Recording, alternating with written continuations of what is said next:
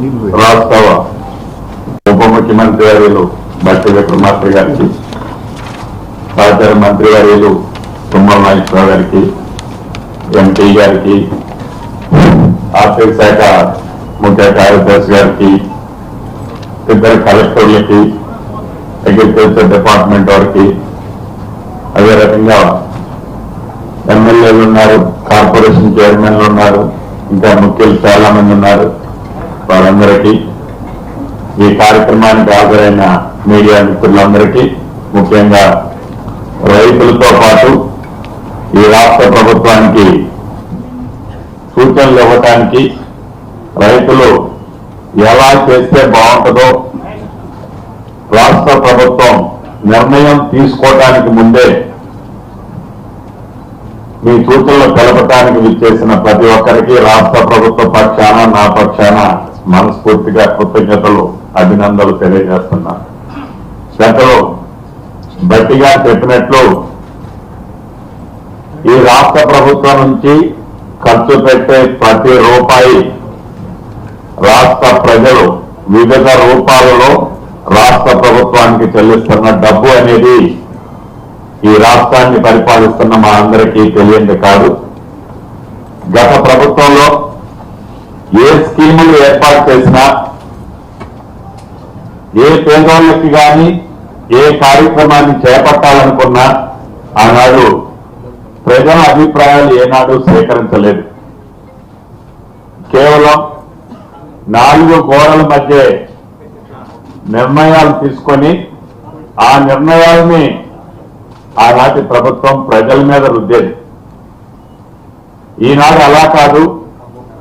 ఏదైతే ఈ సంపద ఉందో, ఏదైతే ఈనాడు ఈ రైతులకు కానీ, పేదవాళ్ళకి కానీ, బడుగు బలహీన దళిత గిరిజనులకి గౌరవ ముఖ్యమంత్రి రేవంత్ రెడ్డి గారి నాయకత్వంలో ఈ ప్రభుత్వం పేదోడి ప్రభుత్వంగా పనిచేస్తుందో, ఆ చేసే ప్రతి పైసా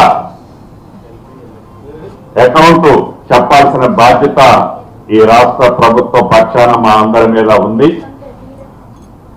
నిర్ణయం నేనేమి ప్రియాక్యుపైడ్ మైండ్ తో ఇక్కడ కూర్చోలేదు. ఇందాక బట్టి గారు కానీ, తుమ్మల గారు కానీ చెప్పినట్లు ఓపెన్ గా డిబేట్ చేసి ప్రజల నుంచి ఏవైతే అభిప్రాయాలు వస్తాయో, రైతుల నుంచి ఏ అభిప్రాయాలు వస్తాయో, నిజంగా ఎవరికి సాయం చేస్తే ఆ రైతులు మంచిగా ఆనందంగా ఉంటారో అనేది మీ నుంచే ఆ వివరాలు సేకరించి ఈ రాష్ట్ర ప్రభుత్వం చేయాలన్నదే ఈ సభల యొక్క ముఖ్య ఉద్దేశం. సబ్ కమిటీగా అధ్యక్షులుగా బట్టి గారు, మిగతా మెంబర్లు మేమందరం ఒక ఉమ్మడి ఖమ్మం జిల్లానే కాదు, రాష్ట్రంలో మిగతా 9 జిల్లాల్లో కూడా రైతులు, ప్రజలు, ప్రముఖుల యొక్క అభిప్రాయాలు సేకరించుకొని